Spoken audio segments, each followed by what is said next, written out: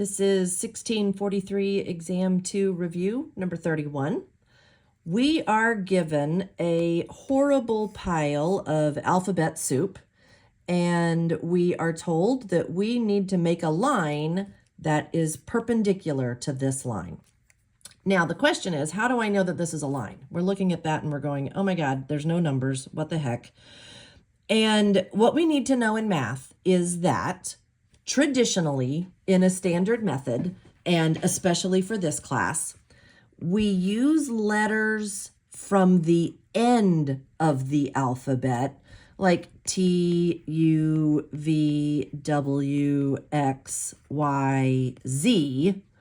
We typically use these guys to represent variables, and we use letters at the beginning of the alphabet, A, B, C, D, to be placeholders for numbers or constants.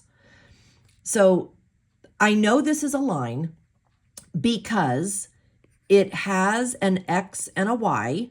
Not all lines have to have an X and a Y. Get to that in a minute.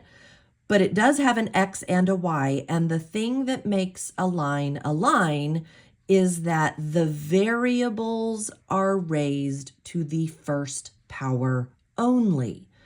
There's nothing squared, or there's nothing to the third power. When variables in an equation are all to the first power, and you have one or two variables, it's a line. So what I need to know is, and this is a line in a really funky format, it's just kind of hobbledy-piggledy stuck together, that's fine, we can mess with it. I also need to know how perpendicular lines relate to each other. Okay, parallel lines are your good old-fashioned railroad tracks. They never cross, they never touch. Perpendicular lines make a T or a cross or something like that. They are perpendicular to each other. They make right angles. And their slopes, perpendicular. If two different lines have the same slope, then they are parallel. Y equals 3x plus 2. Y equals 3x minus 4.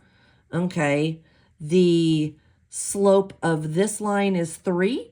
The slope of this line is 3. 3 equals 3. I know that these two lines are parallel.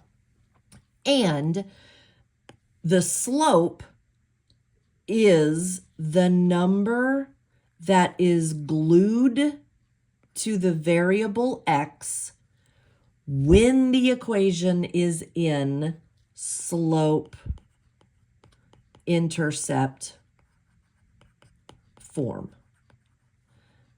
Well, how do I know it's in slope-intercept form? Is this guy in slope-intercept form? Absolutely not. Slope-intercept form is when a line, its components, are rearranged so that y is completely by itself. When you take a line, the equation of a line, and you rearrange the furniture so that y is isolated and alone on one side of the equal sign, then it's in slope-intercept form, and whoever is dancing with x is the slope of the line. Okay. Perpendicular lines have slopes that are different in two different ways. They are opposite, which means they have different signs. So one is positive, the other's negative. And they are reciprocals, or sometimes they say inverse, which means if one slope is 3, the other perpendicular slope would be 1/3, negative 1/3. And if one slope was 5/7, the reciprocal would be 7/5. I just flip it upside down, and then I would change the sign. So if we had a line that was y equals 4/9 x minus 2, then a perpendicular line could be -9/4 x. And then this doesn't matter. I could do plus or minus anything. I don't care. It could be +8 or minus pi or plus 427,000. The intercept doesn't matter.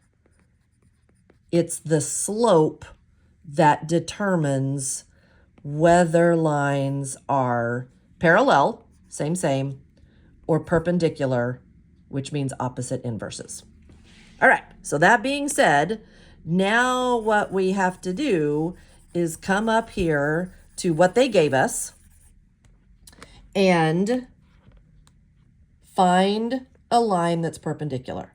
Well, if I'm going to find something perpendicular, I need to know this guy's slope. And to do that, I have to get y completely by itself. So I'm just going to add and subtract and move things left and right. So let's move this term over there and this term over here. Okay, so I'm going to rewrite it. AX equals C minus BY. Let's add BY to both sides. BY plus AX equals C. All I did was move it over. It's like I'm moving furniture in the living room. Okay, so we'll have the y term stay put, and let's move this guy over. So we're going to subtract AX from both sides. BY, and I'm going to put that AX term first, because the X, traditionally it doesn't have to, but usually it's the first kid in line. Okay, is y by itself? Nope. He has a B dancing with him. We don't want y times something or y divided by something. We want y cold, naked, shivering, and alone. That's how we know we're in slope-intercept form. So I'm going to divide this by b, which means I have to divide everything by b. All right, y, cool, y is by itself, is negative a over b times x plus c over b. All right, great. What does that tell me? It tells me that the slope of this line is negative a over b, because that is what, that's the number. Remember, letters at the beginning of the alphabet actually mean numbers. So that is the number that is being multiplied by x, which means this, whatever it is the slope of this line. Okay, so I know the slope of my original line. Now I need to make the slope of the line perpendicular. So I take this guy and I make two changes. I flip it upside down. And since this is negative, this guy is going to be positive. Cool. So my perpendicular slope is b over a. And now I can do whatever I want. I can make 10,000 lines. I can make infinite lines. B over ax plus 4. B over ax minus 9. B over ax plus 2 pi. I know you guys love e. B over ax minus e to the 4th power. Doesn't matter. As long as I have a slope, which is always the number glued to x, of b over a, this business doesn't matter. Make anything up you want.